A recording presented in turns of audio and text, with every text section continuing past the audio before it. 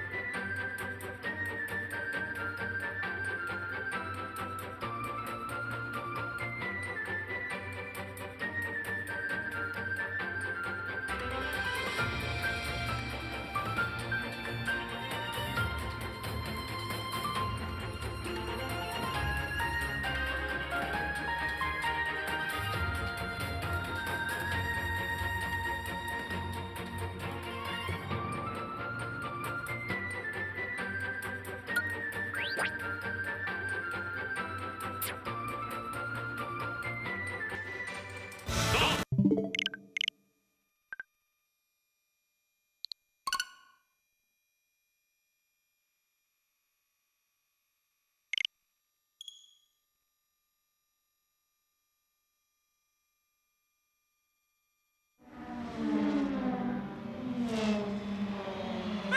Kart 8!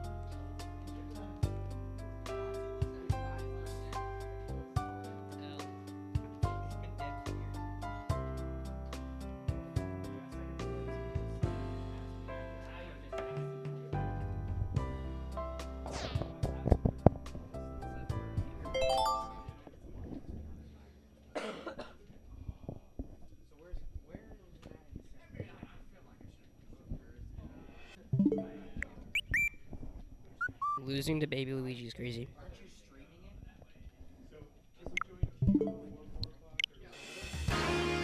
Yes. Yes. There's 5 people.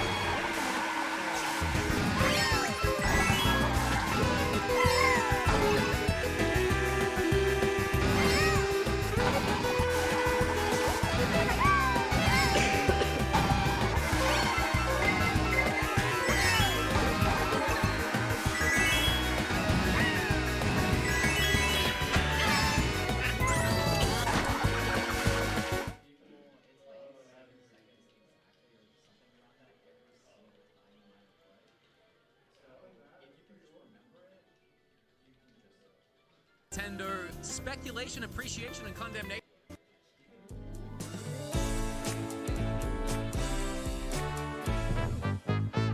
Now Taxes is a TurboTax expert, doing it all for you, while you do more of what you love. Podcast, your favorite place for Nintendo speculation, appreciation, and condemnation. One day I'll memorize it. I do have it written down. It is a gorgeous 7 p.m. freezing night here in Pennsylvania, in Philly City, where we're located. Yeah. Guys, how you going this week? We're doing great. You're 11 minutes late, bro. Well, what's going on? You are too by association. Association. Yes, it's okay. It could be your It's fault my for fault, anybody. honestly, guys. I'm sorry. It was my fault. It was my fault. Hey, guys, I'm so excited to be here for so many reasons, but it's episode 2 of the new show. Woo! We made it 2 weeks, guys. And nothing possible. I mean, after that snowstorm last week, I'm surprised we're here. I like how we're supposed to be quiet during that, and we just learned experience. But it's fine. Well, there was a snowstorm. Yeah, we talked about that. It was coming, and then, it came. Oh, it did. It hit us right every side. It was like 5 minute thing. I'm so sorry. There was a huge snowstorm. I think we got like what a snow? More than that. A little bit more than that, yeah. It's pretty wild. And it hasn't gone anywhere. It's still on the ground. Yeah. It's actually pretty crazy. And it's like frozen. It's like frozen over with a hard top. You can't even do a snow It's because the weather's so cold here. I hate it.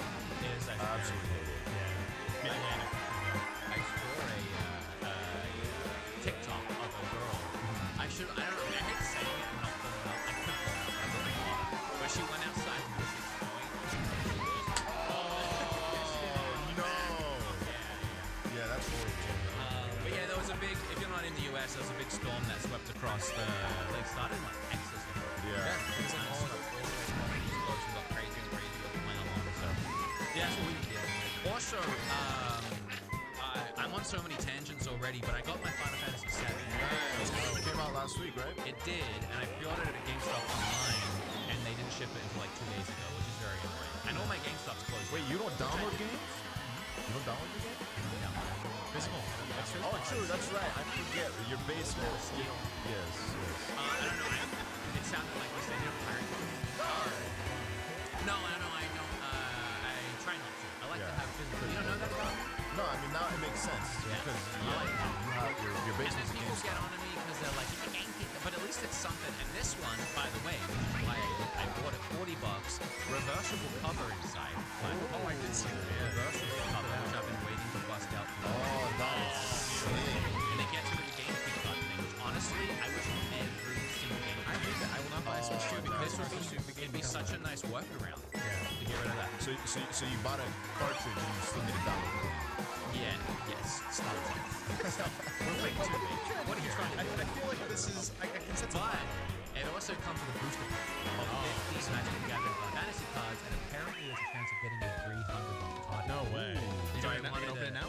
I wanted to crack. We'll crack it at the end. Okay. I don't want to derail. We got a lot to talk about. I don't want to derail, but I already am derailed.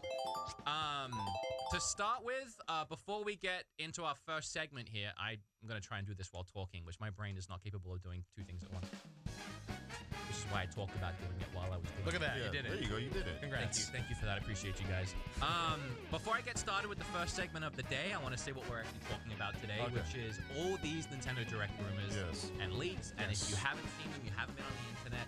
And I try not to, and I talk about this a bunch, I try not to get you guys' hopes up with titles and thumbnails and speculation and everything unless I feel really confident about it. True. All of this has come from Nate the Hate, friend of the show, who we've covered a ton on this podcast before.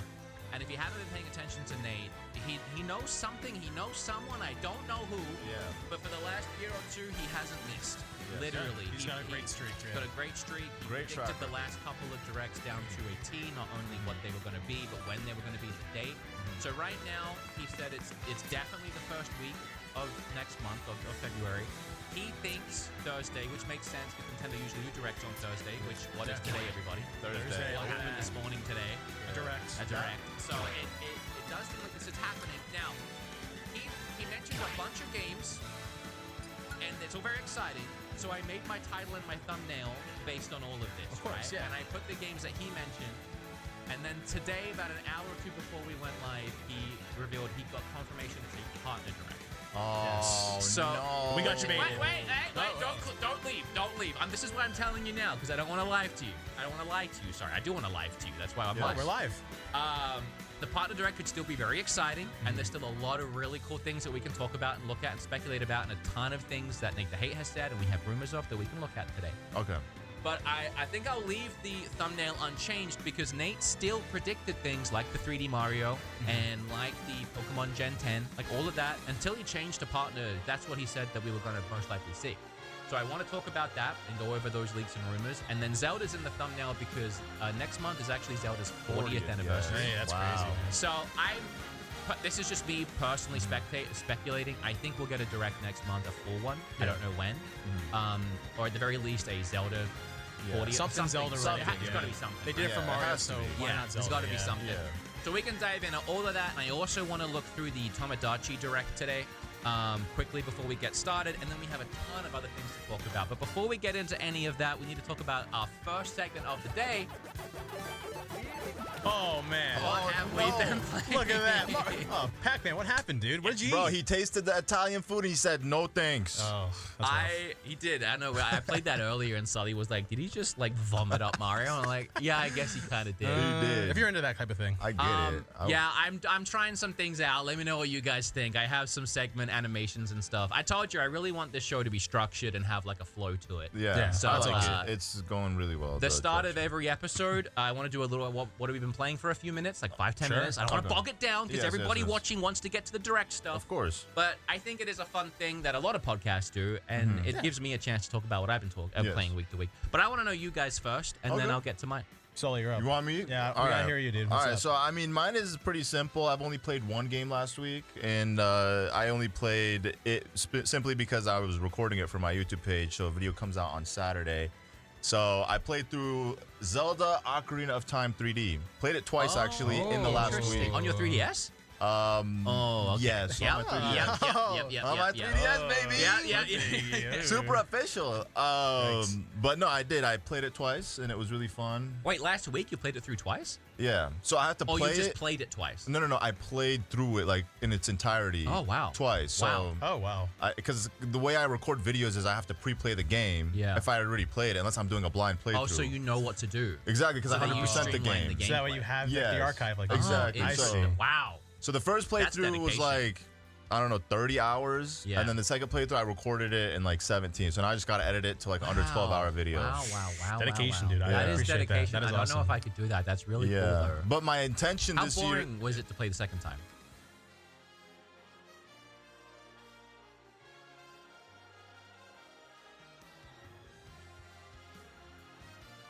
Ladies and gentlemen, the Bob Show now. Which? All right, The year was 2017, the year when Zelda changed, capturing the imaginations of long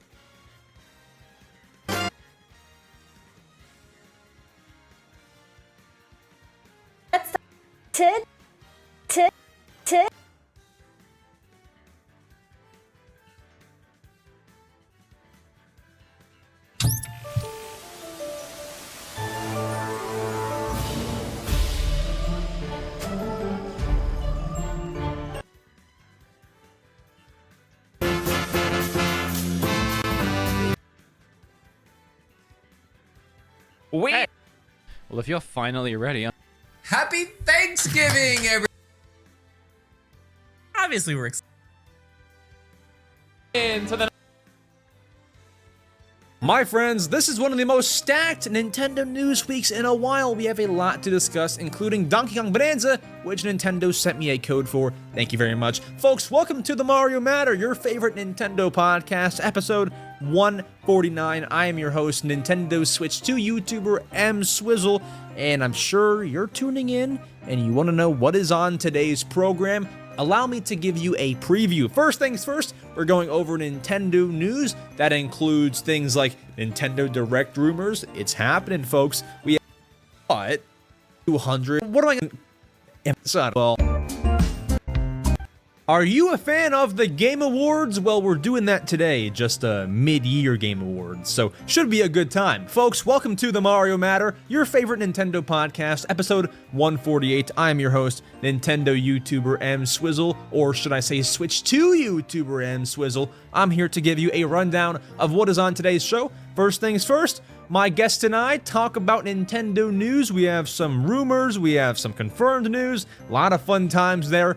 After that, we do our mid-year Game Awards. We have 4 categories to pick a winner for of games that released from January of this year to July. We pick our winners for those 4 categories.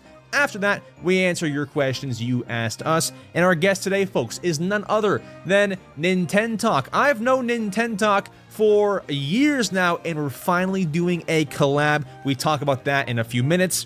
He has over 175,000 subscribers on his Nintendo and Cozy Gaming channel, and he also runs a podcast with 2 other creators called the Slow Burn Podcast. It is a cozy game podcast, and he is on today's show. Let's not waste your time. If you want to skip anywhere in the podcast, there are timestamps down below. Otherwise, let's get right to it. Welcome to the Mario Matter, the #1 Nintendo podcast. Pat, welcome to the Mario Matter. How's it going? It's going good. Thank you for having me, man. Of course, man. I'm excited. Overdue collab. Should be a great time. And I'm kind of keeping this tradition.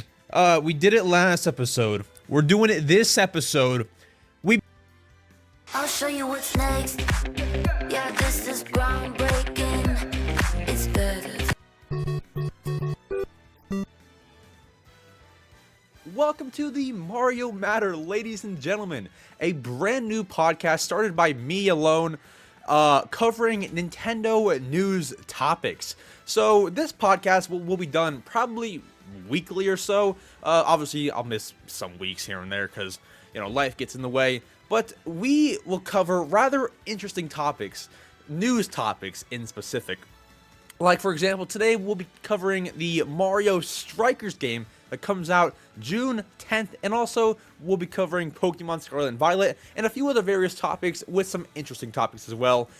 I wanted to start this podcast to kind of have a podcast that I can do on my own time, cover news topics, and just get all the news to you guys in a funny, cool, engaging podcast kind of format.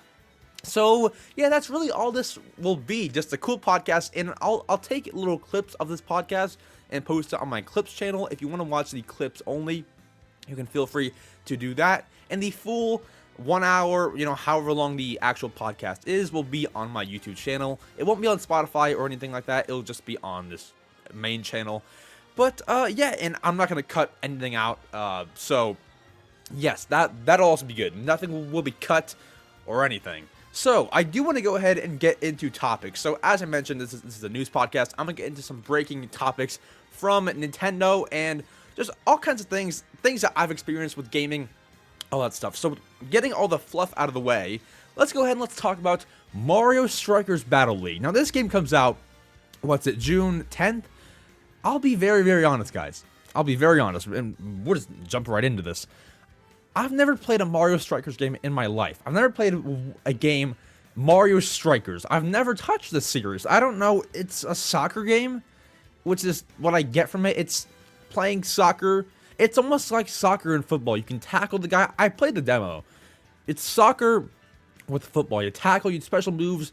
Now, my question is, when I was playing this demo, I thought that it felt very similar to the soccer and Mario and Sonic at the Olympic Games, Tokyo, whatever the heck. It felt very similar to that. And my first thought was, why would you buy this game? Why not buy Mario and Sonic, Tokyo 2020? That game, they're very alike. The soccer, it's like the same, it runs off like the same engine or whatever. That's kind of what I felt from it. It felt very similar to a different game. Now, I guess it is kind of its own game because it adds twists, like, you can tackle, as I mentioned, all this kind of stuff. But honestly, for $60, this kind of soccer game, I don't know if I would buy it. I've never played a Mario Strikers game in my life. Not for the Wii, not for the GameCube. There's one for the GameCube, Super Mario Strikers, and then there's one for the Wii, Mario Strikers Charged. And I've not played either of those games. I never really got the appeal for Mario soccer games. I never really understood it. Maybe you guys understood it. I don't really understand it. But this game, I guess it's a kind of a cool game to kick off the summer with. I mean, Nintendo always releases a summer game. Last year it was Mario Golf. I love that game. I love Mario Golf. But this summer's game is yes, you Mario can actually see Strikers who is lurking Battle in your Twitch League, stream. whatever the heck it's called. I can't keep up. They all sound the same. Super Mario Strikers, Mario Strikers Charge, and Mario Strikers Battle League. I wouldn't know the difference. I wouldn't know. But honestly, I mean, unless you're a big fan of this series, I wouldn't buy it. I don't know. Maybe I'm missing something. If I'm missing something, let me know in the comments, because I mean, I don't know. Am I missing? It's soccer. It's soccer. Nintendo has made other soccer games. Switch Sports. They put it in the Mario and Sonic Tokyo game. It just felt the same. It just felt like they took something that they already had and made it different. Now, I will say, Mario Strikers has been around before Mario and Sonic at the Olympic Games, but I just feel like there's not much of a difference between those two. And with me saying all this, I'll probably still buy the game at some point. But I don't know. It just doesn't seem like a game for me. Mario Strikers Battle League. Is it that good? Is it good? Maybe I'll have to see all the reviews that come out in the next few days and see how that looks. So yeah, that game comes out in a few days. I'm excited to see how people like it. Is it really good? Is it gonna flop? I don't know. Like, is that series a good series? I don't even want to know. I don't even want to talk about it anymore. I don't know where that game's going. But something else happened in the past day as of recording this, and that is the trailer, or at least more details, for Pokemon Scarlet and Violet. That all came out. Now, I'm gonna be honest, guys. I couldn't go into depth with this as much as you may like me to. I know nothing about Pokemon. I buy the games. I can't beat them. I'm actually in the middle of trying to beat Arceus right now. But I couldn't tell you, like, yo, this thing happened in that trailer. I don't know. I will say this. I was most excited about the release date. That release date is perfect for me.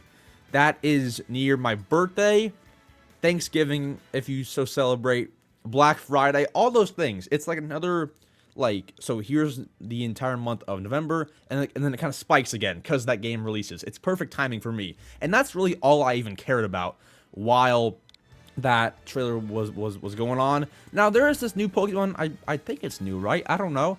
Lechonk. It's like a pig animal creature. Lechonk. That's definitely a new one, right? I couldn't tell you, to be honest. But yeah, I woke up at early enough to watch that trailer, and it just looked like another Pokemon game, which is not a bad thing. It's a really good thing, because it could have been a lot worse. It's just another Pokemon game that comes out November 18th, 2022, if I have that right. So yeah, it definitely looked very cool. It looks a lot like older games, but I'm excited to play that. Will I stream it? Probably, but not on the release date. I will definitely pick it up. Now, if you want to ask me which one I'll be getting, Scarlet or Violet, my answer will be Violet. Guys, I don't know. What's the difference? Pokemon X and Y, Pokemon Sword and Shield. What's the difference? Pokemon fans are cringing right now and probably will never listen to me again. But I don't know what the difference is between these two games. I don't know. Is it different in the Pokemon that you catch? Is it different in the dialogue? Is it different in any? I don't know. Is it different at all? Is it like a tiny difference? Like, I don't know. But I'm gonna go with Violet because I like Violet better. Here is a picture of Scarlet, and here's Violet. Violet looks so much better. I'm gonna go with Violet, and I also like the cover art. Nintendo revealed the cover art in the trailer, and I gotta say, I like it a lot. I like the one for Scarlet, and that'll look so nice on a shelf. You know, if you can see the cover art, obviously. That'll look so nice on a shelf full of games. I thought that the cover art was really good. Probably the better than Sword and Shield's cover art. I mean, for sure. I thought it was super cool, and that's like one of the biggest things that like surprised me. The cover art for it. I like that a lot. I like how it has that like golden border, I think, if I'm not mistaken. And I could not answer the Pokemon on there for my life. I don't know who that is. I don't know what that thing is. But so yeah, that was revealed yesterday, and I think it was a good thing for the Pokemon community. Like I think everyone enjoyed it. Like everyone thought it was good, right? I think. I mean, I didn't see any negative reactions to it. I didn't know what to think. Obviously, I'm no Pokemon fan. I am a little bit, but I don't know anything. I thought it was good. It looks cool. I don't remember anything really from it. I kind of forget most of it just because I'm not super into it. Now, I don't remember any of that trailer, but say it was like Animal Crossing trailer, I would remember every single detail. But Pokemon, I don't understand. If there were any Easter eggs in there that people saw and was like, oh my god, that's in the game. I don't know. I don't know what it was. But, so yeah, Pokemon Scarlet and Violet coming soon, November 18th, 2022. I wonder do you guys think that there would be a Black Friday deal on that game? Probably not, because it's brand new. Maybe like $5 off or something. Amazon always kind of lowers the game prices over time. Which, guys, I would suggest you get your games from Amazon or Walmart, because I went to Walmart the other day. All the games are like much cheaper than what you would get on the eShop or somewhere else. But yeah, Amazon is the place. I wonder if they'll do anything to decrease the price of Scarlet and Violet. Maybe it's like an obvious answer, but I don't know, because I've never really paid attention to a game that releases so close to Black Friday and it been discounted. I don't know if that's ever happened. I'm sure it has, but would it happen with these two games? I don't know. That I don't know, but if it does happen with those games, I'll definitely swipe at it and get it on the Black Friday deal. I feel like that's what, if that happens, I feel like that is what a lot of people would probably do in terms of buying that game. Definitely go for the Black Friday deal. Now, I want to... Shoot, man. I want to move on to this one topic. I don't know if you guys can relate, okay? I don't know if you can relate. Now, this is the topic that is not news at all. It's kind of like a sidetrack. In this podcast, I want to talk about things, gaming-related things, obviously, that happen in my life or I experience or things like that. And this is certainly one of them, and I don't know if you guys can relate. Now, what I'm about to show on screen is something that will look very, very familiar. The Nintendo Wii. Now, I gotta say this because I need to know if I am the only person who thinks this, okay? So, this Wii right here has been in my room. This is the one that is played on streams and everything, right? Okay. Recently, it has been giving me errors. Now, in the middle of a game, it'll just say something like, could not read the disc, refer to the operations manual or guide or whatever for further instruction or something like that. Something to that effect. Does that scare anybody? Does that scare you? It scares me. You're playing a game, it freezes for like half a millisecond. It's like so short. It like just everything stops and then the audio cuts and then it cuts to a black screen and says, the disc cannot be read, refer to the operations manual. Has anybody ever had that? That error is one of the scariest things. Because then you gotta hard reset your console, you boot it back up, you get back into the game with the worry of that happening again. And then if it happens again, it gets even worse. Guys, I will be honest, I cannot play Wii games anymore. Which is why this is even unplugged. I can't play these things anymore. I don't like that error. I don't like it at all. Have you guys also gotten that error? It's like, the system files are corrupt. I didn't do anything to my console. I think I turned it on one time and it says, these system files are corrupt. The system files are corrupt.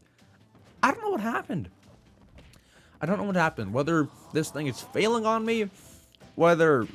I mean, I don't really know, man. I don't know what's happening with this Wii in particular. The smart option is probably just to use the Wii U's Wii, and that's probably just better. better hardware and everything, less errors. But it's not the same. It's really not the same. It's not the same at all.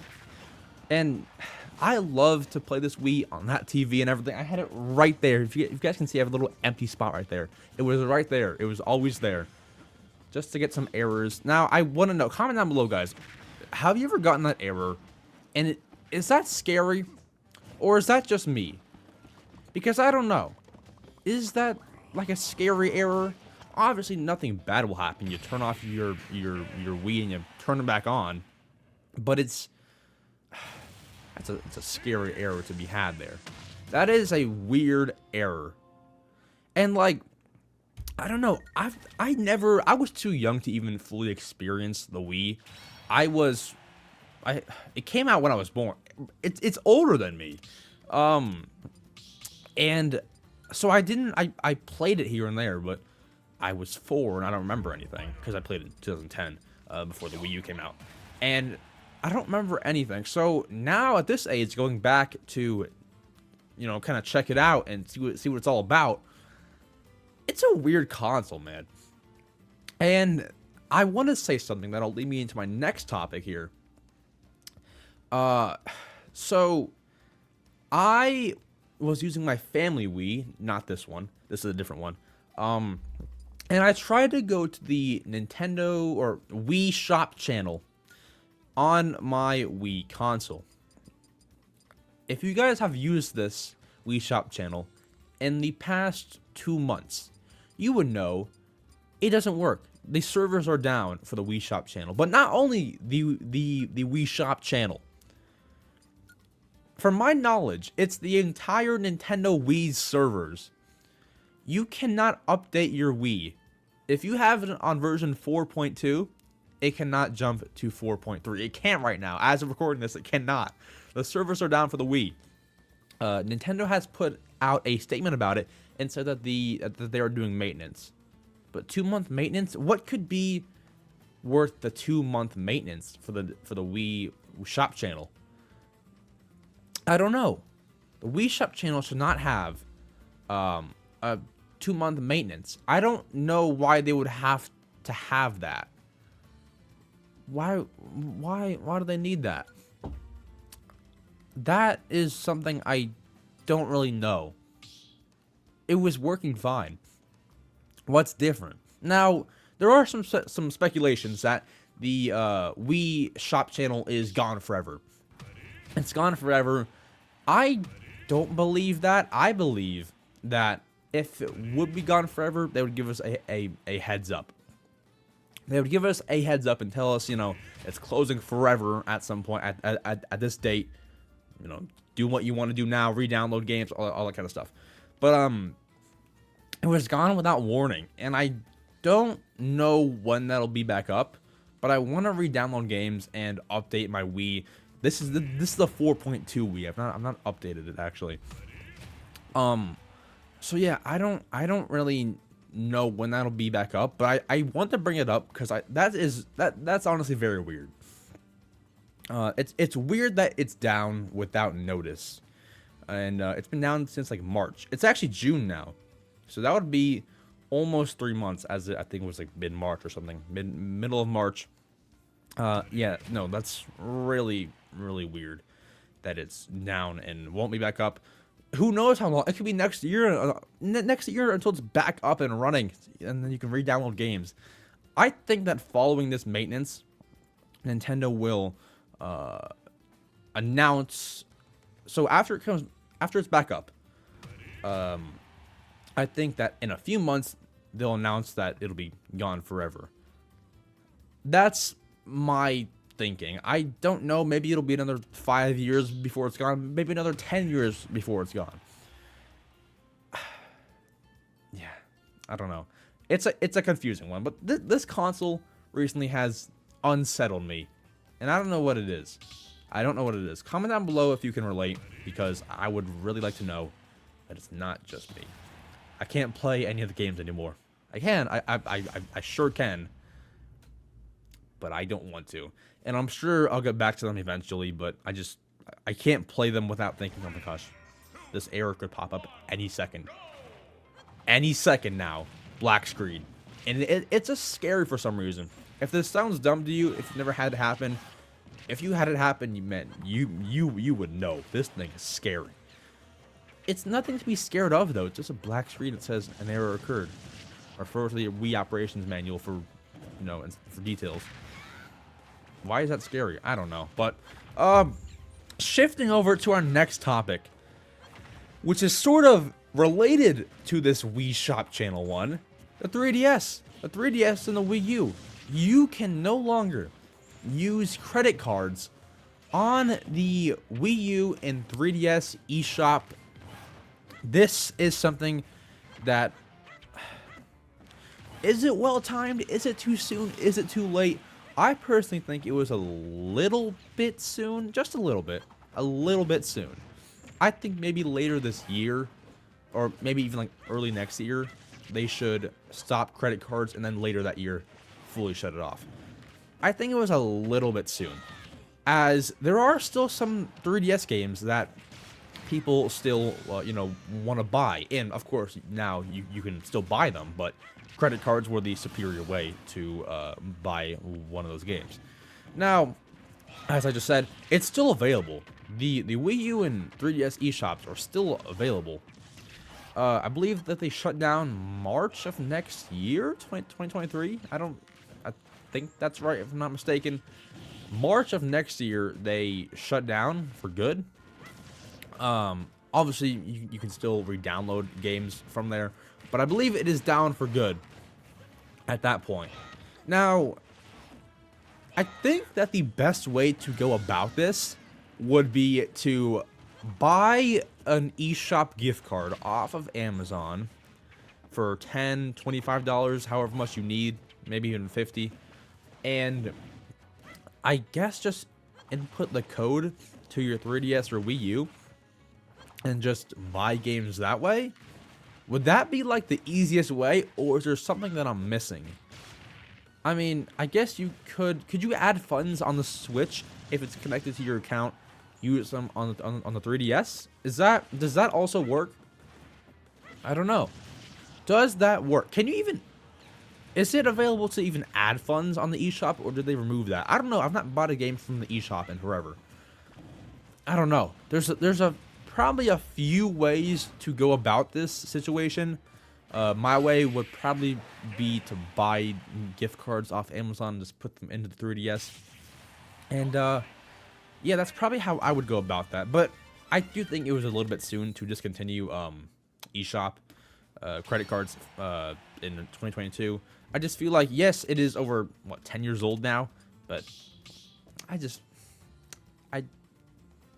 Creativity is not something I wait for. I am Antoni Sendra, a filmmaker. I'm always hunting and hustling for ideas. Adobe Creative Cloud is designed to be almost like a playground.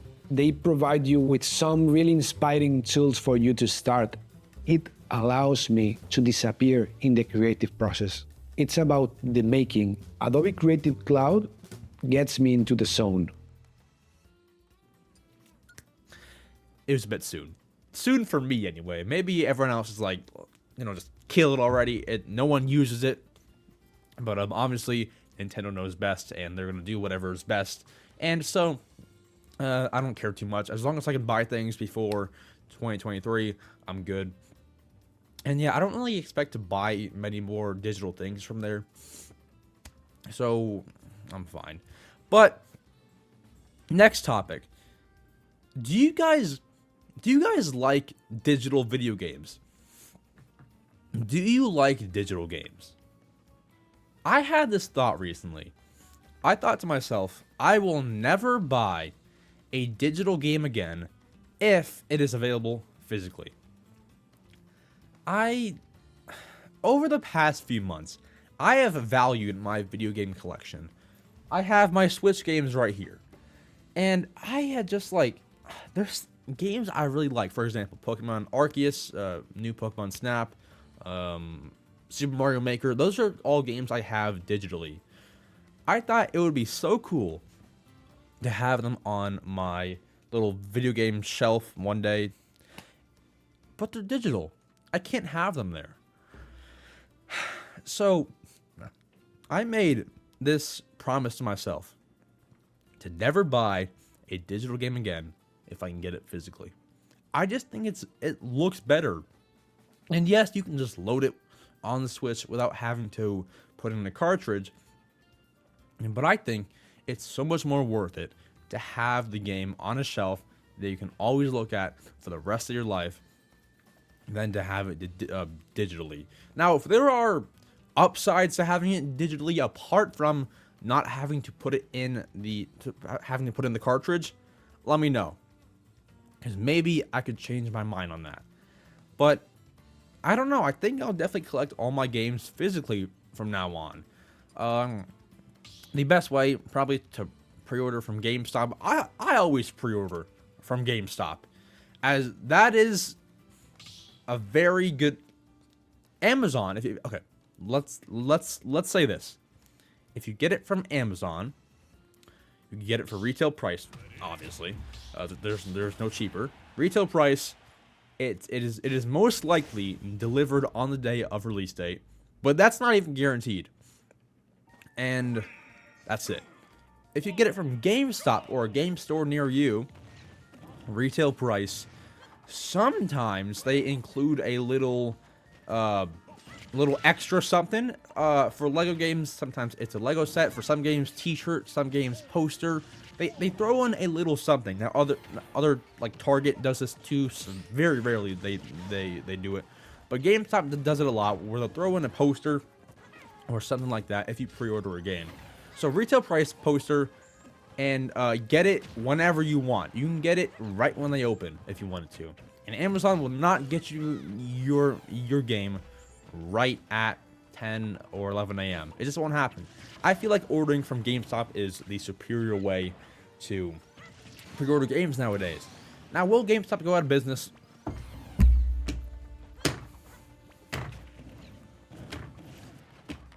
I don't know. It looks like it. It looks like it, but I feel like after they closed a bunch of stores, what, 2019? After they closed all those stores, it just seems like I thought they were gone forever. It would be the new Blockbuster, a store everyone loved, but it's gone now. I thought it would be gone, but it's still, I still see GameStops like it's like once a week. I'll like just drive by one. Are they gonna go out of business? I don't know, but yeah, I want to get all my games physically now. I cannot stand a digital game. I can't. It's no way. No way. It's just, do you really want a game on your home screen that is a 1080 by 1080 square on your home screen, then have this? A cover art game, the back says all this, you open it up, it has a cool thing inside most of the time, and it has the cartridge. Do you want this, or do you want the little square on your home screen? I'd like to have this, and this is not to shame digital buyers. I get where you're coming from, but I just feel like, why wouldn't you get this one? You know, why wouldn't you? If you have gold points that you want to use to save money, save them and spend them on a digital only game. But really, you don't want this? I just think it's so cool. Now, I want to talk about this too. I want to talk about this. Okay. You get a new game. Okay. Let's put it this way.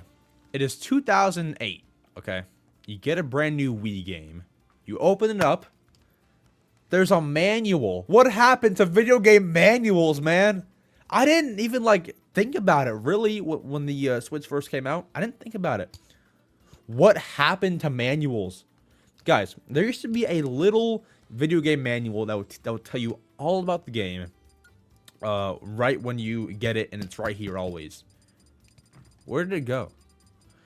I can get not many people would really read it, or if they did read it, it would be once right when they get the game, and that's it.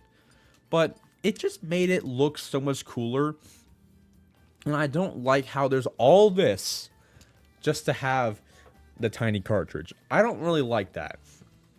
I miss manuals. Now, there is this weird slot right here that a manual could go, but I don't think it would ever actually happen as it would have happened by now. And I feel like Nintendo cannot go from doing manuals, then not doing manuals, which is now, not doing manuals, and then do it again. I don't think that could happen. Are manuals extinct? Are they? I don't want them to be. It's like you could get introduced to the game without being introduced to the game. It was another game in itself. It was like 2 games in one. You can view the whole manual if it was cool, of course. But manuals have been on the decline. From the Wii to the Wii U, a lot of the Wii U ones were very plain and basic. And also a lot smaller in pages. A lot smaller.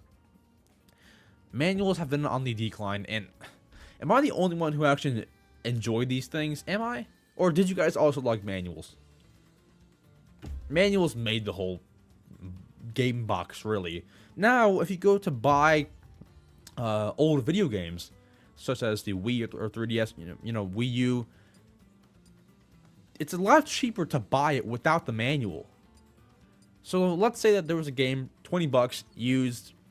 If you wanted to buy it, you know, without the manual from like eBay or something, it would probably be like 16 bucks. It's cheaper because they don't have the manual. It's that valuable that there's no manual. People sell manuals alone. And they sell. They sell. What happened to those things? Where did they go?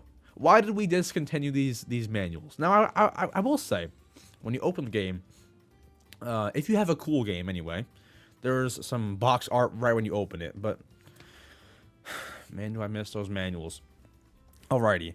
And then, so, I don't want to say that there's not much news today. But I am still adjusting to the entire podcast format of the Mario Matter. Just of me talking to myself, to the camera, to you guys. And just kind of carrying this own conversation. I'm still getting used to it. So by episode 10 of the Mario Matter, you can expect me to just be on it, perfect. But today might be a little jumpy. And I apologize if it is like that. But last topic that I want to talk about. You know, we have Mario Strikers releasing. That's cool. We have Pokemon Scarlet and Violet releasing. That's cool. You can play those games forever. You can play them forever as long as you have a functioning Switch. You can play those games forever. Now, one game that you technically can't play forever, technically is Animal Crossing New Horizons. Now, guys, now. There was a player who went on New Horizons, and I'm going to put this screenshot on the screen. There was a New Horizons player that tried to play, to my knowledge, in 2061, past 2060. You cannot start up your Animal Crossing game past 2060. That is 38 years from now. Why? Now, what the old Animal Crossing games used to do was once you hit 20, a certain year, then you just reset to like 2000 or something. Then you just automatically reset. But when the New Year's bell rings on 2060 and then it goes into 2061, what happens to the game? Does the game crash? I kind of want to find that out. It's actually a pretty good video idea. Oh my god, I'm gonna make the video. Oh, I'm gonna make the video. I'm gonna make that video. But what happens? Why can't you play past 2060? Can it just rewind it for us? I don't know, but it gives you like you cannot play. It says go to, what does it say?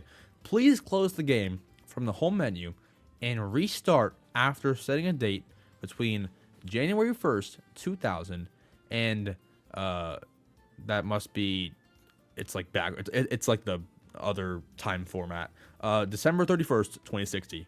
So what happens if you go beyond that date? I'm gonna try it, but Yeah, that's really weird. That's weird. So it's like, for those who don't time travel, and this is what I'm getting to. For those who don't time travel, what are you gonna do? The game is unplayable. Now, will Nintendo add a update at the very end of New Horizons time and fix that and make it just kind of reset or do something? Most likely. They probably will do that, as for the average Switch user, say it's me, and I pass it down to my child who's playing in 2060, and he gets that error, and say I was not there to help him time travel, what would he do? He might not know how to change the date and time. It's gonna kill the game for a lot of people who don't know how to do that. Now, obviously, a quick Google search can fix it, but just like for those who don't know how, well, what are they gonna do? Nintendo will have to add some kind of patch, some kind of fix at the end of New Horizons' time to fix that. Because honestly, if I was 5 and I got that error, I wouldn't know what to do.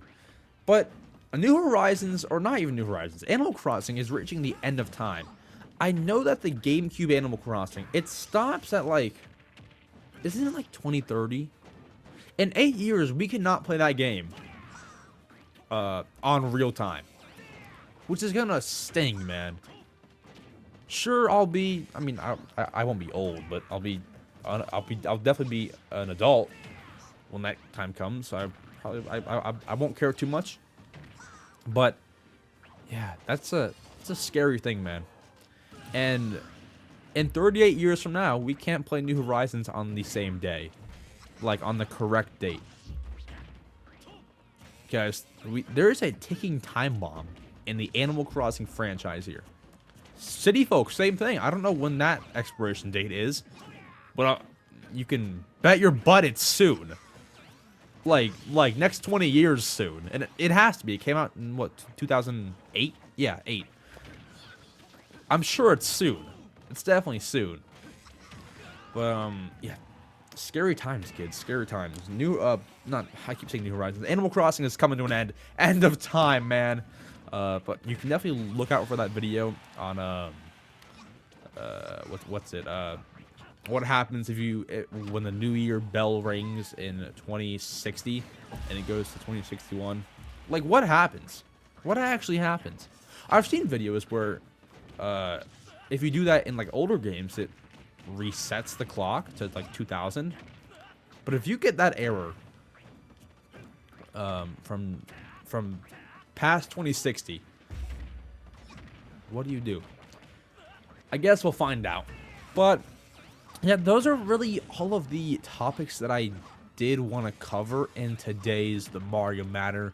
Now, once again, hopefully I'll have more news to talk about. Next episode, we'll probably talk about the, Mario Strikers Battle League, ratings and reviews, and is that actually a good game? We'll definitely talk about that. We'll talk about anything else that pops up. If the Wii Shop channel servers or the Wii servers in general will ever come back alive. Do you guys think that they will? Comment down below.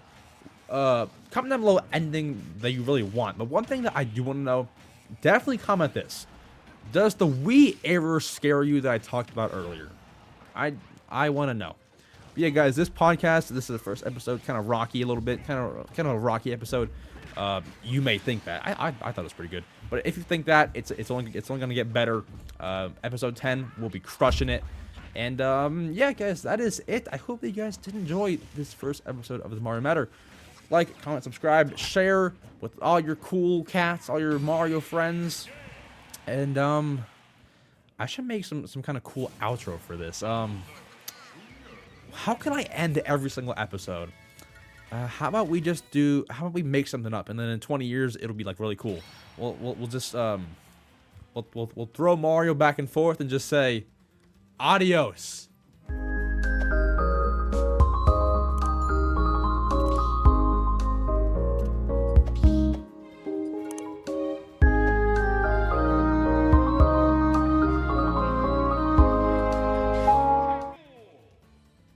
Nintendo owns the name King of Suing People. Make one wrong move and they might make you pay millions of dollars. Like James Burt, who uploaded the files for a brand new Mario game, letting people play illegally. Or Gary Bowser, who ended up in prison for selling hacked Nintendo devices. But where are they now? Are their lives truly ruined? I chose 8 of Nintendo's biggest lawsuits, starting with Matthew Storman. The year was 2019, and Matthew thought it would be a great idea to begin a website called ROM Universe and let people download Nintendo games for free, which is illegal. Matthew would run this site for a while, people would go download their free Nintendo games, and what made it worse, you could pay Matthew a subscription to get faster download speeds, which made Matthew $30,000 every single year. Now, if you're Nintendo, seeing all of that go down, your first thought is, we don't like that, let's sue Matthew. And they did just that. Nintendo took Matthew to court and ordered him to pay $2.1 million for allowing everyone to download Nintendo games for free on his website. Now, what happened was Matthew was only ordered to pay $50 per month to pay off the $2.1 million. So that's not too bad. The problem is, Matthew missed his first payment of $50.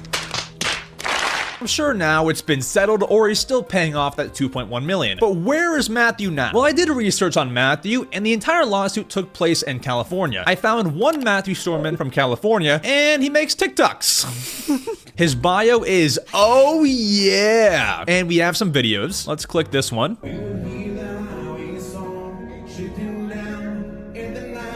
Man, from being sued by Nintendo to going to sing karaoke, I gotta respect it. Pretty good song, and pretty good singing from Matthew, I can't lie. But Matthew's story is not as bad as James Burt's. James Burt probably has my favorite lawsuit story. In 2009, James Burt was at his local game store just shopping around when he saw New Super Mario Bros. Wii, a game that didn't even release for one more week at the time, on the shelves ready to be bought.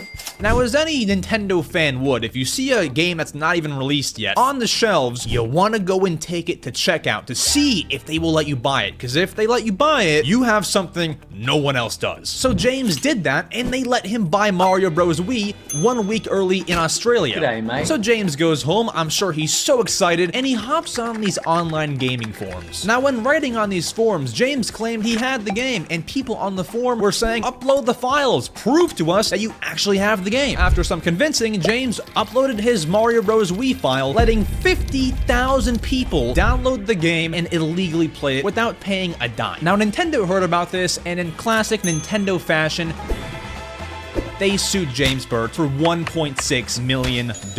And he probably has one of the most popular Nintendo lawsuit cases. But where is James Burt now? Well, James has since began a YouTube channel as of 2021 and has been somewhat active. He's done a channel intro where he's addressed the Nintendo lawsuit. Ever since then, he's posted here and there. He posted him playing Super Mario Bros. Wonder in an emulator. That would not be the first time he has had Mario game files on his computer.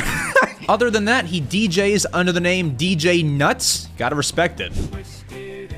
Is it copyright? Probably not. Oh, it's AI. But his bio says AI music, so how much can we respect it? I don't know. But moving off of individuals being sued by Nintendo, we have the Yuzu emulator team, the most recent lawsuit on this list. The lawsuit took place in 2024, and Yuzu is an emulator for Nintendo Switch, meaning if you have any desire to play a Switch game not on the actual Switch hardware, you can do so. If I want to play Super Mario Bros. Wonder on my computer, just like James Burt, I have to use Yuzu. Nintendo has never liked emulators.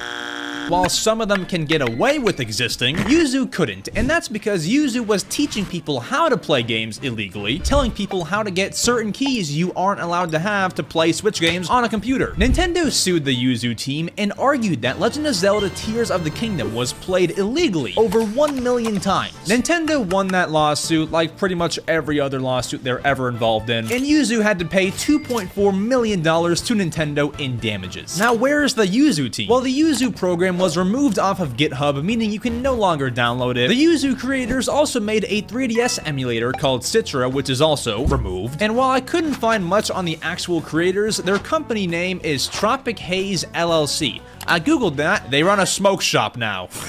I don't think it's the same Tropic Haze, I'm just kidding, but funny. But it's not as chaotic as the Mario Kart in real life lawsuit. In 2017, if you were walking around the street, you might see Mario and Luigi and Bowser zip by you in some go-karts. This was all run by a go-karting company named Maricar, operating in Japan. Now you'll notice Maricar and Mario Kart sound awfully similar. Nintendo characters in go-karts, they're trying to make Maricar, or Mario Kart, in real life. Now normally, go-karting companies operate pretty fine and well. However, Nintendo saw they were using Nintendo costumes. One, they did not allow them to use costumes for this. And two, when you go go-karting on the streets of Japan, somebody's bound to crash.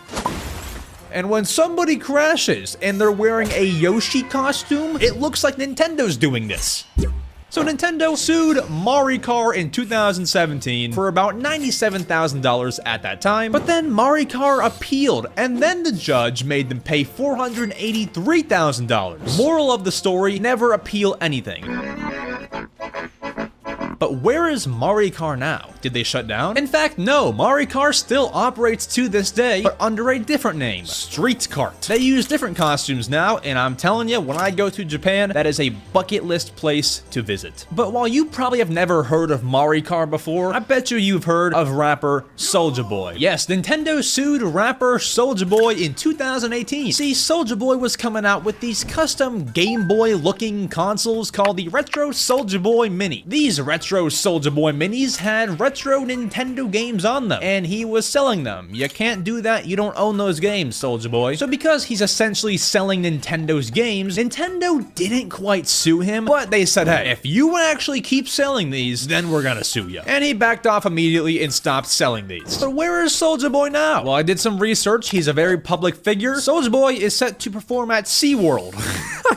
Out of all places, July 27th at 6 p.m. 2024. Get your tickets now. But that story was not as deep as the Blockbuster versus Nintendo lawsuit. See, in 1989, Blockbuster was the place. You would go there on your Saturday night, pick up a movie or video game to rent, and then bring it back. Dandy, right? Let's walk you through a day at Blockbuster. It's Jimmy's birthday today, and he's going over to Blockbuster. He goes there, and he decides to rent out Mike Tyson's Punch-Out for the NES. Jimmy goes home, he plays the game, he loves it, and then returns it back to Blockbuster. That is how a rental works. Blockbuster thanks him, Jimmy goes home, and in the entire process, Nintendo made no money. They didn't like it. But while Nintendo was looking into the whole Blockbuster thing, they found that Blockbuster was making photocopied manuals of the official Nintendo game manuals, which means if Jimmy's copy of Mike Tyson Punch-Out didn't have a manual, Blockbuster would print their own copy of Nintendo's official manual. You can't do that. Nintendo saw that as a violation of their rights and settled the lawsuit with Blockbuster outside of court. They settled for some amount of money. They didn't tell us how much. So where are they now? Very simple. The whole video game rental thing kind of went out of style, and Blockbuster shut down in 2014 and pretty much have been forgotten ever since.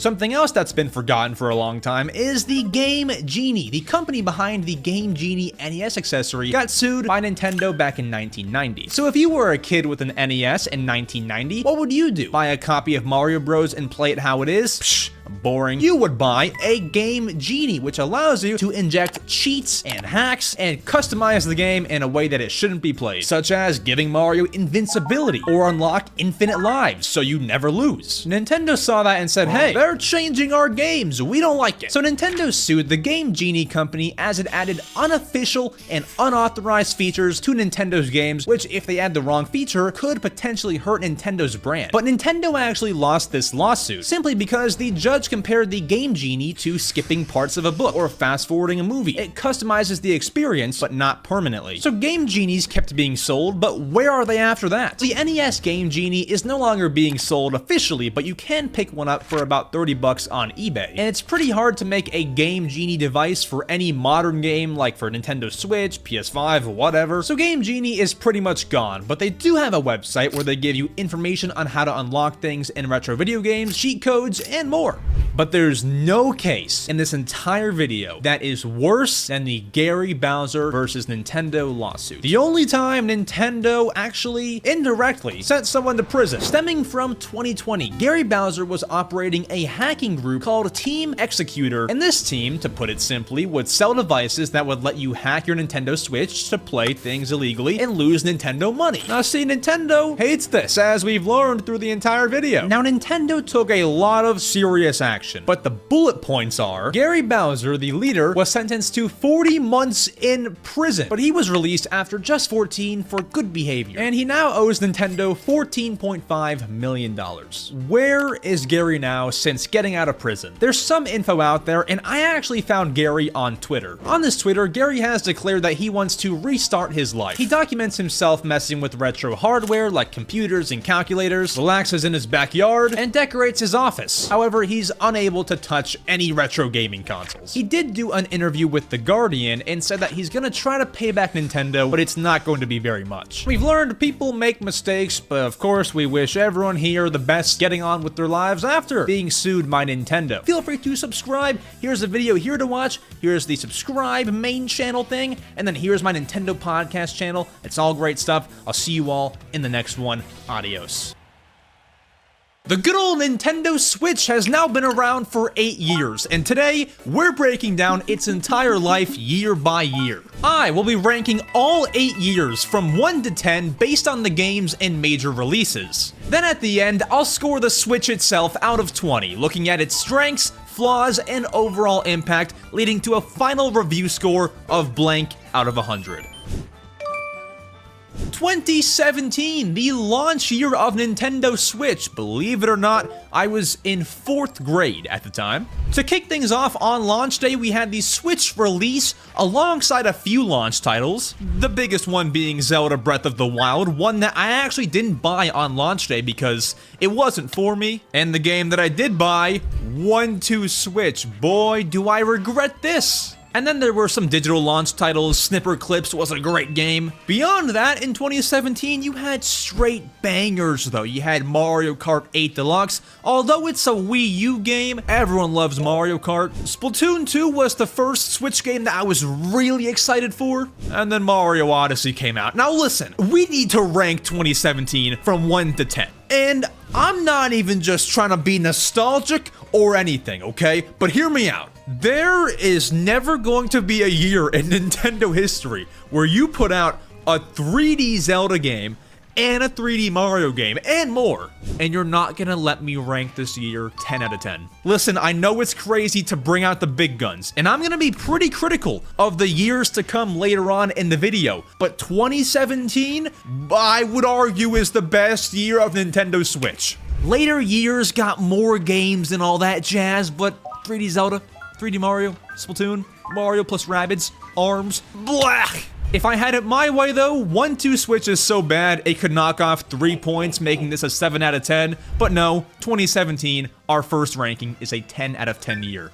On to 2018. A lot of games came out in 2018, but I'm talking about the major stuff here. Nintendo began things with Kirby Star Allies in terms of major titles, and honestly to me, it just felt like, hey, let's get Kirby on Nintendo Switch.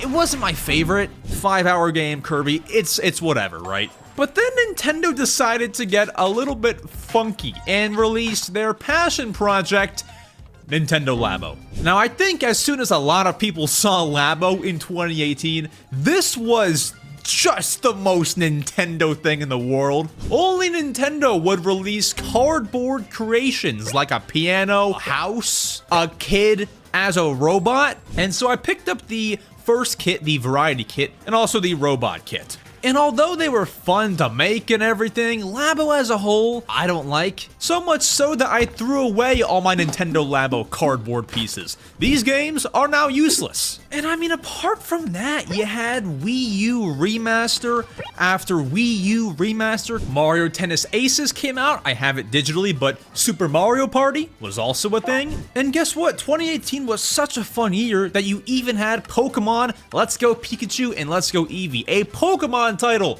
on Nintendo Switch. But here's where the cracks begin to form with 2018 for me. Smash Bros. Ultimate was announced in March of that year in a Nintendo Direct, and the whole year just kind of felt like we're waiting for Smash Bros. That was how I felt anyway. I'm sure for others, they loved Donkey Kong and Captain Toad and Mario Party. That's great. But for me personally, looking back on 2018, I played Captain Toad and Donkey Kong on the Wii U. Super Mario Party, in hindsight, is not the best Mario Party on Switch, dare I say, maybe the worst? Don't kill me. And Pokemon Let's Go is not my favorite either. The highlight was Smash Ultimate, which came out in December. The only other notable thing is Nintendo put out NES games on Switch Online. But overall, 2018, you're bringing Nintendo Wii U games to Switch for players who haven't played them before, and you put out some solid titles, but looking back at 2018, they're not my favorite titles. And the best game of the year came out at the very end of the year, December. Solid year, but I'm gonna say 7 out of 10. 2019, next. 2019 was a lot of freaking hoopla. Now, what I was really excited about in 2018 was a game I pre-ordered. I never pre-ordered. New Super Mario Bros. U Deluxe. Although I played it on the Wii U, what made it exciting is this is, I believe, the first time a Wii U cover art has made it on the back of a Nintendo Switch box. The Wii U logo is on a Switch game. Yeah, Captain Toad and Donkey Kong didn't have it. This was a first of its kind. No, but I love Mario Bros. U. Even though it's not the most creative, innovative game from Mario Bros. Wii, it holds a special place in my heart. Pokemon Sword and Shield, arguably the biggest game of the year? No, it can't be.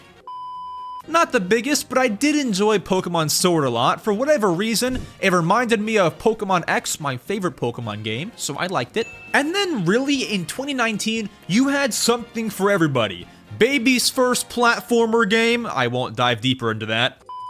For the Nintendo Labo enthusiast, you had a VR kit. Listen, I actually played this, and I'm not gonna lie, it's not that bad, but I got very motion sick, so I stopped playing. Ring Fit Adventure, the exercise enthusiast. It's bringing all the casual gamers to Nintendo Switch. You gotta love it. I have it digitally, so it's not here. Super Mario Maker 2? Are you kidding me? That's the reason I said Pokemon Sword is not the biggest game. Mario Maker 2 is massive. And from somebody who played Mario Maker 1 on the Wii U, Mario Maker 2 was the best thing ever. It was the first Nintendo Switch game that I stayed up until midnight for it to release. Otherwise, on Halloween Day, you had Luigi's Mansion 3. I would say my second favorite Luigi's Mansion game, behind the GameCube one. And then you had the death of a series, Mario and Sonic at the Tokyo 2020 Olympic Games. This is the last Mario and Sonic game that we know of. They said the series is over. I would believe them, so this will be rare. Probably not. But just when you thought that was it for 2019, Nintendo Switch released in China.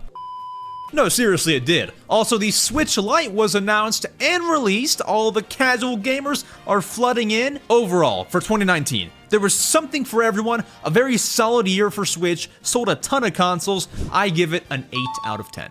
On to 2020, the very weird and wild year. I would like to start this off by celebrating something big, my friends. 2020 was the year this guy became a Nintendo YouTuber. I created my channel in 2015, but your boy never uploaded before 2020, so this is the year of my birth. Not really, I was born in 2006, but the year of my YouTubing. Anyways, the first major game to release in 2020 for Nintendo, Pokemon Mystery Dungeon Rescue Team DX. DX stands for deluxe, right? It's fun, it's just not worth 60 bucks. But then, my friends, this was the time. The pandemic was upon us. It's mid-March. Everyone's locked in their homes. We're not going outside. We're putting masks on. And what better game to release on March 20th, 2020 than Animal Crossing New Horizons? This, for those who may not know, is my favorite Nintendo Switch game of all time. Why, you may ask?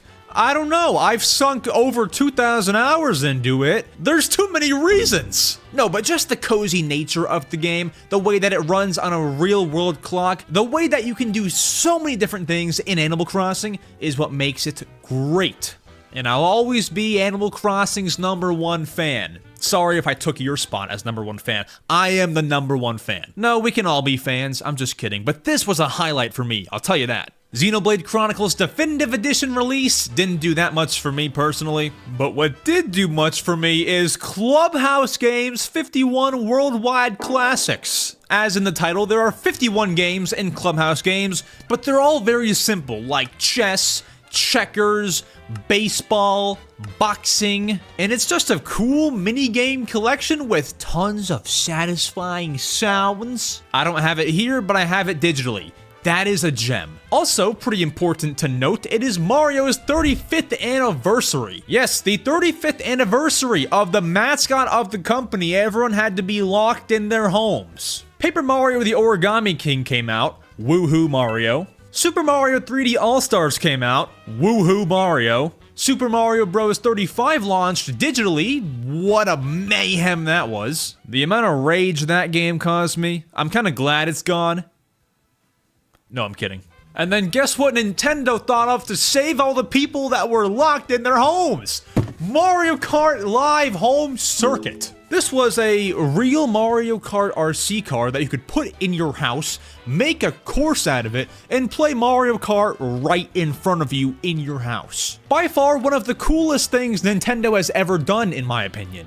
And guess what, folks? I still have one of these sealed in box. You all are gonna be buying this from me in 10 years when I list it on eBay for $10,000. It is sealed, my friends. That was a lot of fun though, even for how gimmicky it is. Otherwise, you ended the year with Pikmin 3 Deluxe and Hyrule Warriors Age of Calamity. Listen, dude, for a pandemic, you couldn't do much better than what they did. Most game companies took it light. Most game companies delayed games. Most game companies did not have games coming out. If they did, they were made before the pandemic. So with that said, I will score this year an 8 out of 10. Solid year. 2021 is where things heat up though. Nintendo had to do it. They had to do it. They had to get this year going very good for me. Nintendo began the year with re-releasing my favorite 3D Mario game. What's it called? Super Mario 3D World. I forgot what it was called for a second. But not just that, they also released Bowser's Fury, what I'm gonna call a mini 3D Mario game to hold us over until the next one. We didn't know that the next 3D Mario game would release potentially 4 years later, assuming that it releases in 2025. But bro, 2021, they weren't messing around. 3D World, you had new Pokemon Snap release. I have it digital, I don't have it here. You also, in 2021, re-released Miitopia, the game that should have come out for Switch at the beginning. Game Builder Garage, we don't talk about. Mario Golf Super Rush, I thought was one of the better Mario Golf games, but I guess I'm wrong. I mean, it had a story mode and everything. It has to be good. I was told that's a bad opinion, though. Zelda Skyward Sword HD, I picked this up at Target, and it became my favorite Zelda game of all time. I'm also told that's a bad opinion. But hey, you like what you like. WarioWare Get It Together. I'm a big WarioWare fan. I didn't play this at launch because I didn't have the money for it, but one of the better WarioWares out there. Mario Party Superstars came out, and I enjoyed this more than maybe the old Nintendo player would, because this is essentially a remake of old Mario Parties. It has tons of old minigames in here, but it was fresh for me because I had never ever played those games. So to me, this felt like a brand new Mario Party. I enjoyed this. Your typical Pokemon remake, and Big Brain Academy. I am so glad this returned, it's not even funny. I got it for Secret Santa at Christmas time. I bet I'm the only person in the world that got this game for Secret Santa. That's besides the point. Not to mention the extracurriculars. Nintendo Switch OLED was announced and released in 2021. My beloved Animal Crossing New Horizons got the biggest update of all time, the 2.0 update. Nintendo Switch Online Plus expansion pack brought N64 games. And because of all those games, my favorite game getting an update, Switch OLED coming out, 2021 deserves a fat 9 out of 10. 2022.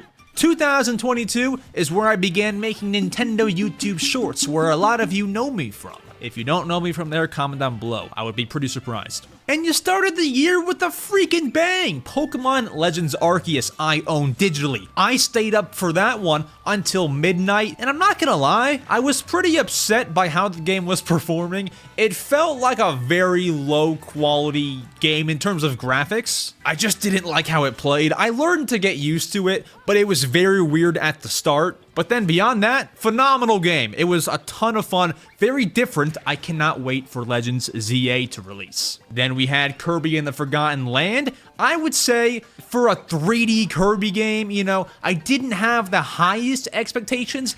There are some ways this game could have been better. I felt that the boss battles were a touch too simple. The game could have been a little bit longer, but overall, worth my 60 bucks.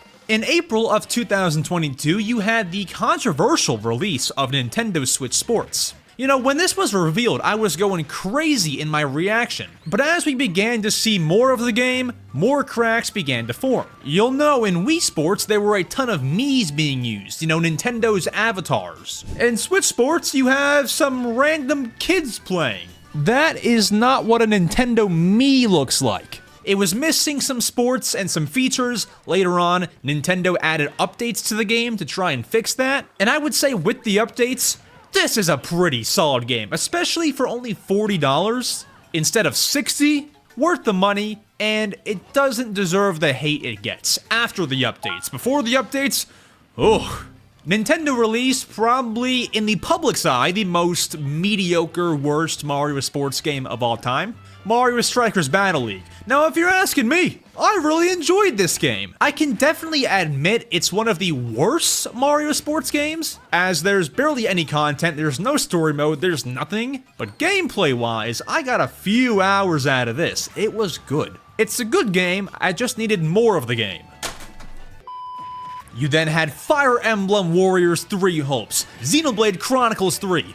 Two games that are not for me. That rhymes. Nintendo even did a weird thing where they put out Kirby's Dream Buffet, a $15 digital-only Kirby game. It was fine, I fell off of it pretty quick, but it was a charming Kirby game, just missing some key features like bigger online games. That was the one that everyone compared to Fall Guys. Then the game that I was excited to get, Splatoon 3. It is the ultimate Splatoon. It has turf wars, ranked battles, the card game mode, story mode, a ton of familiar NPCs, great DLC, one of the most worth it Nintendo Switch games, and one of the best. Mario plus Rabbids Sparks of Hope didn't spark any hope. And then Pokemon Scarlet and Violet. Although it's a decent Pokemon game, this was shredded at launch. So much so, there was a rumor of Nintendo giving refunds for Pokemon Scarlet and Violet.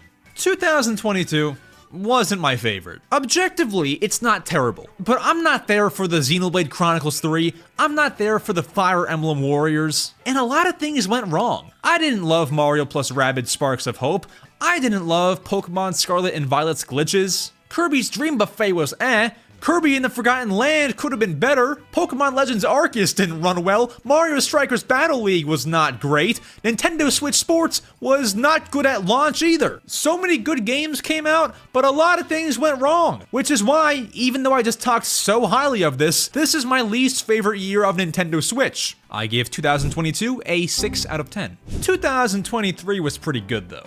First of all, can I just say thank you Nintendo for kicking off this year with putting Game Boy and Game Boy Advance games on Nintendo Switch Online. That was how I knew it would be a pretty good year. Beyond that, you had Fire Emblem Gage to truly kick off the year. If you learned anything in this video, it's not a game for me. Metroid Prime Remastered, this game was hard to get at launch, but eventually they made a bunch more copies.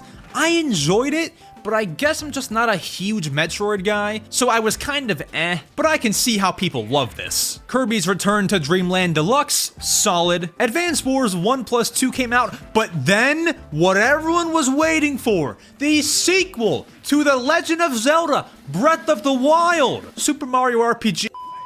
I'm just kidding. It was Zelda Tears of the Kingdom, of course. Listen, 10 years ago, I was not at all a Zelda fan, but I was so excited for this, I went to the midnight launch at GameStop. I picked up the special edition, did an unboxing video, then fell in love with this game. I didn't play it for 1,000 hours like some people did. I played for a good maybe 75, 80. And yeah, this is everything that it should have been, needed to be, and was expected to be. This is the first Nintendo-made Switch game, or game ever, that was priced at $70. So buy it, definitely buy it, but I wish I could say, okay, I'm gonna buy this game, but if you make every game 70 bucks in the future, I won't buy that. Basically saying, please don't make any future games 70 bucks, but this one's worth it. Pikmin 1 and 2, probably the worst selling Nintendo physical game in the world, simply because these were released 2 months before the physical release, digitally, so why would you buy this? Okay, here's a game that I don't want to talk about.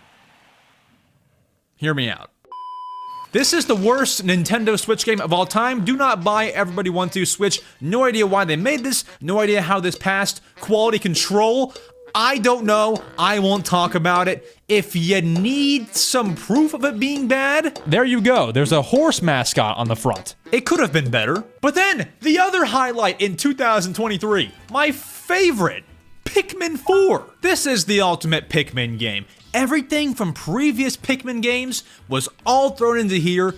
Tons of new features were added, such as the night expeditions and, I forget what they're called, the Olimar challenges, where you can basically relive Pikmin 1. And to 100% this game, there's a lot to do and a lot to explore, and this is one of the games where Nintendo goes all out to make it perfect, and this was, well, I was gonna say worth the 10-year wait, but maybe an 8-year wait would have been better. F-Zero 99 released a 99-person racing game for free, which was awesome. Detective Pikachu Returns released, probably the wet fart of the year. Mario Wonder released! What a change and what a sigh of relief after Detective Pikachu. I've said it before and I'll say it again, there was no better next step for 2D Mario than Super Mario Bros. Wonder. I was always curious about what the art style would look like, and they nailed it! Look at Mario, he's the best! Not only that, you had the Toads, you had Daisy, you had Peach, you had Luigi, all as playable characters. The fact that Mario turns into an elephant just makes this game one of the best of all time. Who would have predicted that 3 years ago? The Wonder Flowers add an awesome element which you can use in future Mario games. You're setting yourself up there. And overall, this game for me is a 10 out of 10, my favorite 2D Mario. WarioWare Move It, my favorite WarioWare game of all time, believe it or not. I've said it before on my Nintendo podcast, The Mario Matter. I played this game and I simply just could not stop smiling at it. It is the funkiest, wackiest game, and thankfully it's not $60, it's $50. Only downside is it is very short, like 2 hours. But let's see, that's $25 per hour to make you laugh a lot. I would pay it. And then we ended off the year with Super Mario RPG. Now listen, I was pretty high on this game at first, but if I'm being real, I really didn't love it at the end, and maybe that's because it's an older style game, and it's hard to pinpoint what exactly I was missing or what else I wanted in the game. Yeah, I don't know. I mean, I like the characters, Gino and Mallow, give me some plushies of those guys, but just something felt off with the game I didn't like. So not the best ending to the year, but overall, this year was something special. 3D Zelda, 2D Mario, new Pikmin, Metroid Prime Remastered, Everybody Want to, not that game. I am giving 2023 a 10 out of 10. I'm not trying to suck up to Nintendo, but this was a year. 2024 next. The last full year of just Nintendo Switch. And thankfully, I bought every game that year physically, so I can talk about all of them in my hands. Beginning with another Code Recollection. Seriously, my second favorite Nintendo Switch game of all time. When I saw this get announced, I was like, psh, whatever. When I played it, my gosh, the story totally grabbed me. I won't spoil everything, just know if you're a visual novel person, this game's calling your name. Mario vs. Donkey Kong, the Game Boy Advance remake that came to Switch, it was fun. There were some would you call them mechanical issues? I remember there was one time I jumped on a platform and I was on the platform and I fell right through it. Things like that just turned me off. It was fine. Princess Peach got her own game. Unfortunately, it was mid. It was fine. It was creative. It actually kind of exceeded my expectations. It just performed not the best, and it felt a little bit repetitive, even though it did mix a lot of things up. Also, the final boss was the easiest boss fight of all time. The only buttons I pushed and the only inputs I put in on my controller was whatever the attack button was. A, B, that was it. I didn't even move. Endless Ocean Luminous is the equivalent of Detective Pikachu Returns, the game no one asked for, nobody liked, but we got. I was excited for this, and I was pretty happy about it when it launched. After it launched, you know, a week later, this was garbage. What's not garbage, though? Paper Mario Thousand Year Door. You want to talk about one of the greatest games of all time? I have it in my hands. This hand. No, I'm sorry. No, but Thousand Year Door was one of the best RPG games, simply because whenever I play RPGs, I don't love reading all the text and the dialogue, but with this game, I could read it and genuinely chuckle. I chuckled! Good stuff. Good stuff. Luigi's Mansion 2 HD and Nintendo World Championships NES Edition, these were games that were just fine, but weren't worth my money, and then Nintendo released a mature game. Emio the Smiling Man, another visual novel type game, a very scary one. I wouldn't recommend it to kids, but it's interesting. And then Nintendo decided to save the best for last. Zelda Echoes of Wisdom, you play as Zelda, Mario Party Jamboree, the greatest Mario Party game of all time, and Mario and Luigi Brothership, another great Mario and Luigi RPG game. Why did you save those three for last? They were all phenomenal. You could have put one out in June, one in January, and one in November. Split them up, because otherwise, I'm not gonna lie, this whole year wasn't great. A lot of remasters, a lot of games that were not really made by Nintendo. For example, Princess Peach Showtime was published by Nintendo, but made mostly by Goodfeel. And a lot of other things were handed off to other studios to work on and remaster. Which is fine, anyone can remaster things. I'm just saying, it was pretty light, not a whole lot going on until the end of the year. My overall score, 7 out of 10. And now that is all my rankings for the years of Nintendo Switch, but this video is far from over. And so, my friends, we have ranked all 8 Nintendo Switch years out of 10. Now, 8 times 10, 8 years times 10 possible points for each year is 80. Adding up all my scores, I gave the Nintendo Switch's years a 66 out of 80. But Max, we're gonna rank the Switch out of 100. Where do the next 20 points come from to get us to 100 points? Yes, we are. Now we get to talking about the Nintendo Switch itself. Its flaws, what it did right, what it did terrible. We talk about it now, and I'll be ranking this out of 20. 80 plus 20 is 100. We combine the final score, and we have reviewed Nintendo Switch. Now, Nintendo Switch, there are so many things this console does right. Just the entire gimmick. You can take off the Joy-Cons and play in TV mode, in handheld mode, in tabletop mode with the kickstand, the simple home menu, the loading times, so good. But there's also a lot of bad. The Nintendo eShop is the slowest thing I have seen in my days. What is this? This is taking forever to load. This is the buggiest thing. I can't even show you half the games on the eShop because they are not for kids. You know what I'm talking about. I won't say it. Sometimes Joy-Cons snap off without you even having to hold the eject button. Battery life is not it. On the original Nintendo Switch model, who thought this was a good kickstand? There is a lot wrong with the system, I tell you, a lot of things missing. In my personal opinion, the Switch is one of the best consoles of all time. I think that what the Switch does right, everything that I mentioned, outweighs all of the bad things. Oh, I didn't even mention Joy-Con drift, the worst! Anyways, with all of the good and all of the bad, I am ranking the Switch itself out of 20. I will give it a 19 out of 20. The Switch is simply that good. There's nothing wrong with it that is not outweighed by things that are right with it. The console concept is genius. It's perfect. So, 66 out of 80 for the games, 19 out of 20 for the Switch console itself. Put these together, and my final review score for the Nintendo Switch is 85 out of 100, or an 8.5 out of 10. Otherwise, folks, that is it. Let me know if you agree or disagree. Here is another video from me that you can watch. Here is the main channel. Go ahead and subscribe. And here is my Nintendo podcast channel, The Mario Matter, where me and another Nintendo YouTuber talk about Nintendo news every single Saturday. I'll see you all soon. Adios.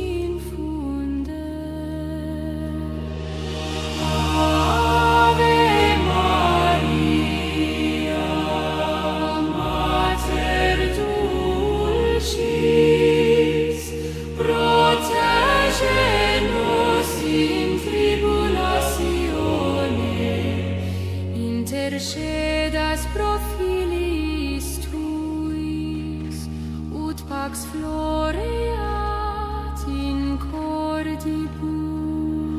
Gloria Patri et Filio et Spiritui Sancto in saecula, unitatem da nobis Domine, in aeternum mane nobiscum.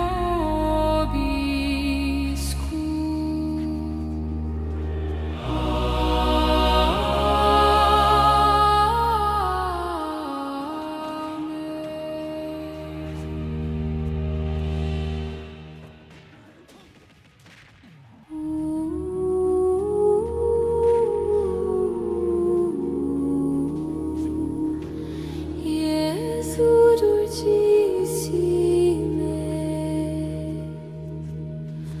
Princeps pacis,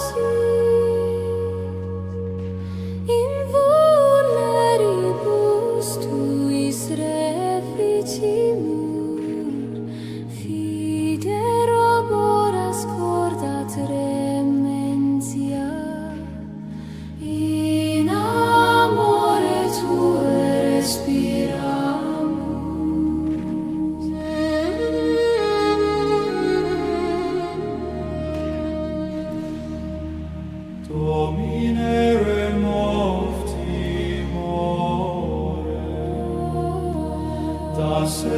eternitatem in amore, manus tuas extendi super nos, et benedictio tua nos tegi. Spiritus Sancte Consolator, inspira lucem pacis vere, fuga fiam tenebrae tristis, ore splendeat spe divina.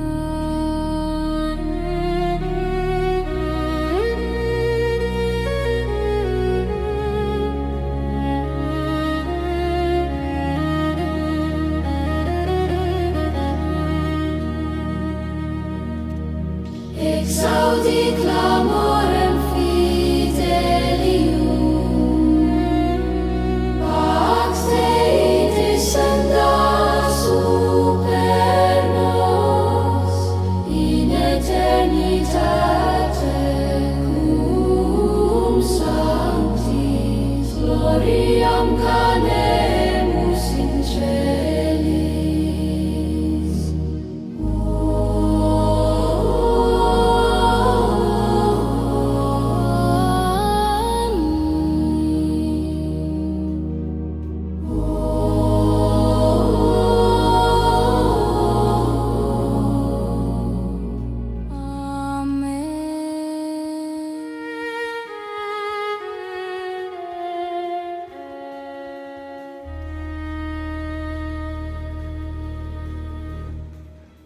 Lumen celi,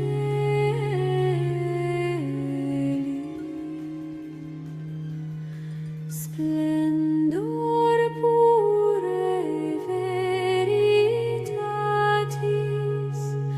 consolare corda trista, spes renascatur in nobis.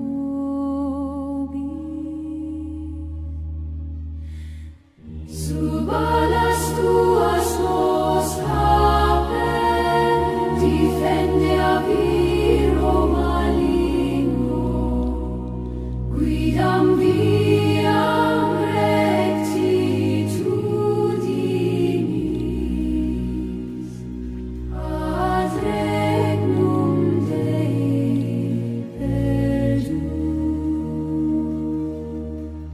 Princeps angelorum sancte, fortitudo Domini mani, nos erige in tente tuioni, in laboda patientia. Tibi lusit in aeternum, o defensor animarum, per te pax descendat nobis,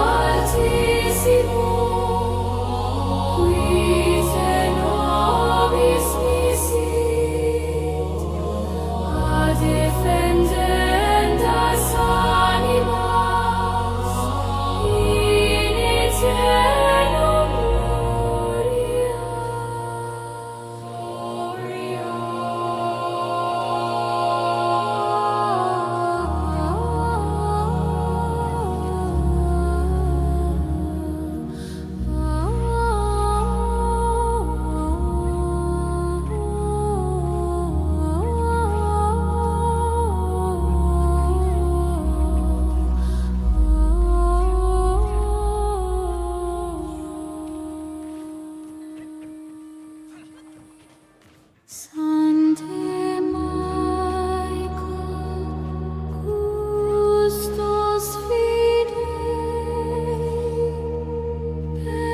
perignem purum Dei, in nobis accende lumen, ne succumbamus umbri. Tu qui portas in victoria signum crucis Domini, protege nos peregrinos in via sanctitatis. Auxiliare oppressis cor confirmare debilibus adiuva nos in timore da pacem cordibus. Te laudamus sine fine, Princeps Gloriae celestis, exercitus angelorum, tecum gaudio canit.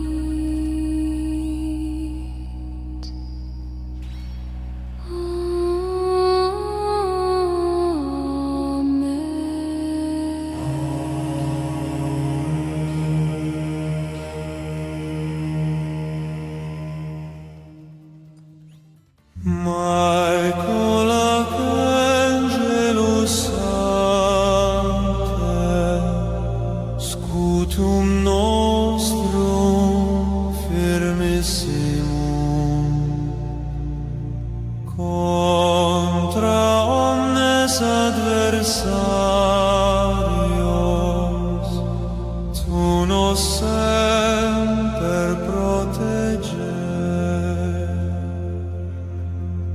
Hostes fugantur timore per potentiam Domini. Vos tua sicut donitrum in tenebris resonar. Nos a peccatis libera, in veritate confirma, consolare afflictos, et dirige ad lucem. Sit honor et laus tibi in conspectu Dei vivi, cum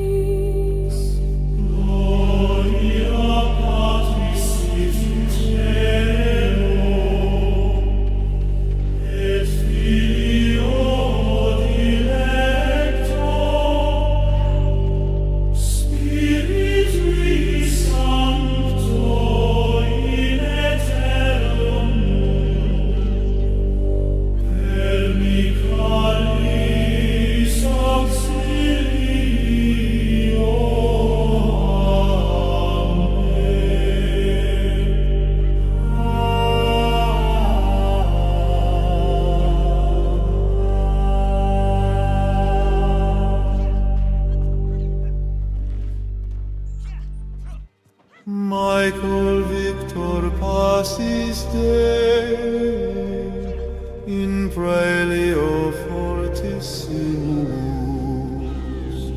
supera omnes potestates mundo dona tranquillitatem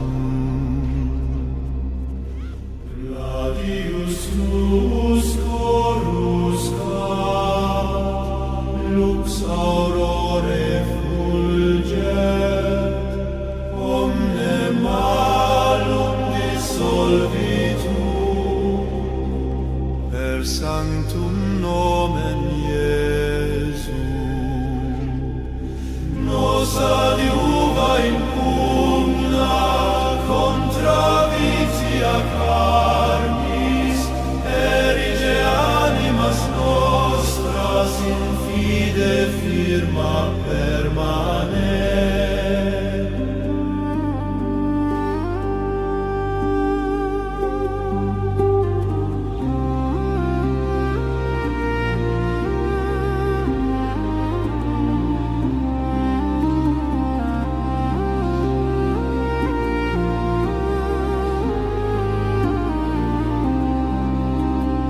Gloria Deo in excelsis et Michael laudetur in regno ubi pax regna cum sanctis in aeternum. Amen.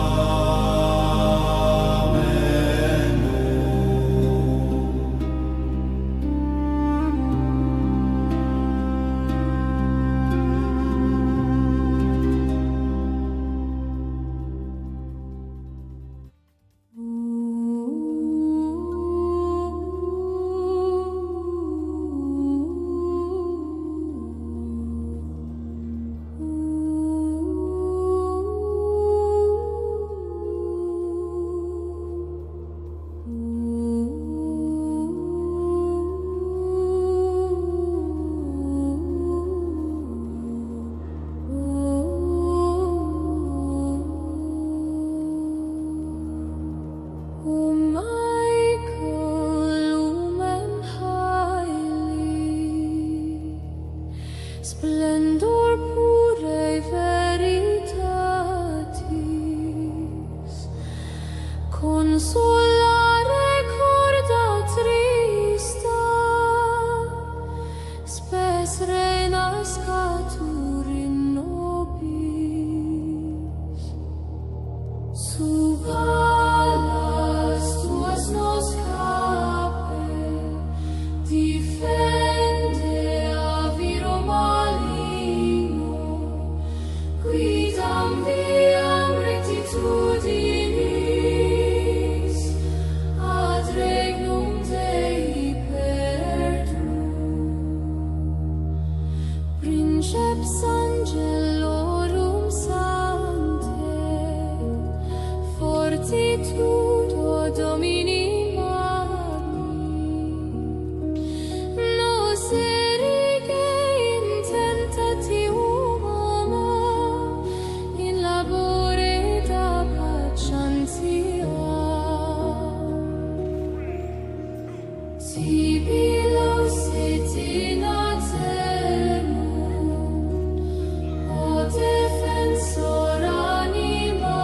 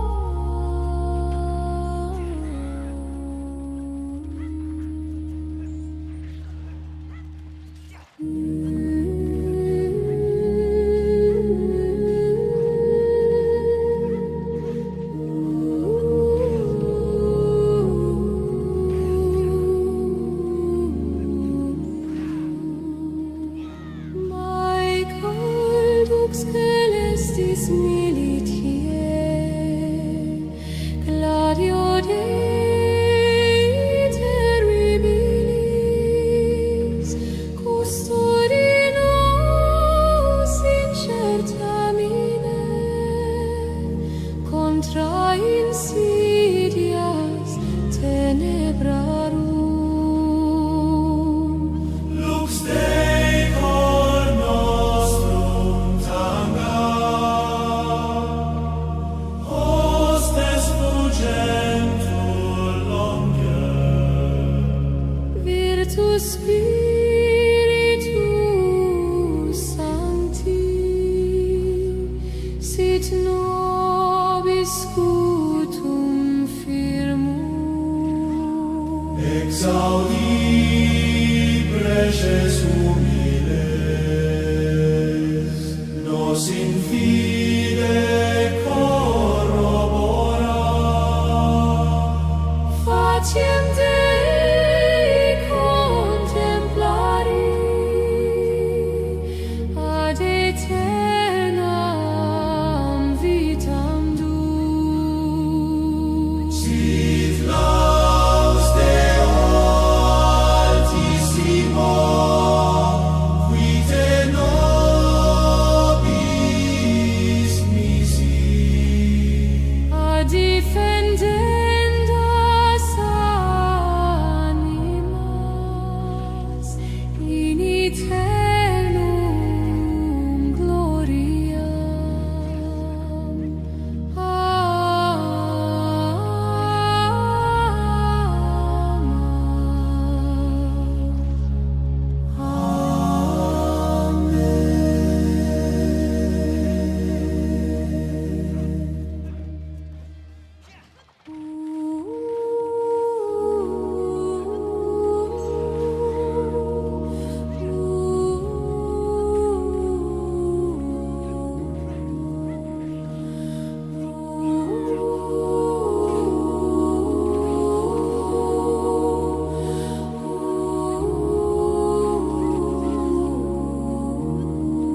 Sancte Maecum,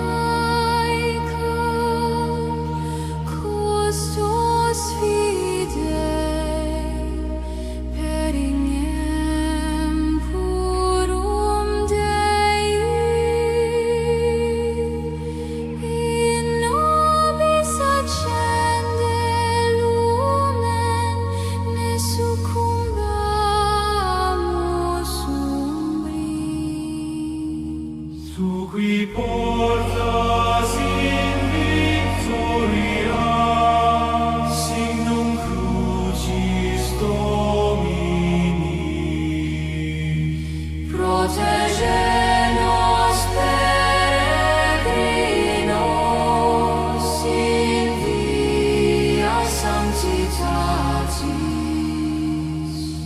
Alsiare oppressis, cur confirmare debilimus, adiuvanos in timore, da pacem cordibus.